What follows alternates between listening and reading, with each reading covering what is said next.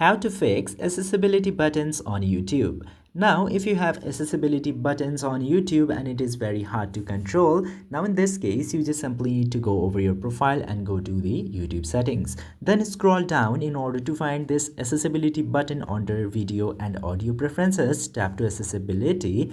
Now, if this accessibility button is enabled and you want to use it, in that case, you can choose this hide player controls option and you can make it automatically hidden after 3, 5, 10 and 30 seconds. In most common cases, you can select 5 seconds, and if you want even less than that, you can select 3 seconds from here in order to make it very accessible in any circumstances. Now, if you want to disable completely, just simply disable this toggle for accessibility player. This way you can very easily fix your problems with accessibility buttons on YouTube. I hope this video was informative to you. If yes, don't forget to hit that subscribe button.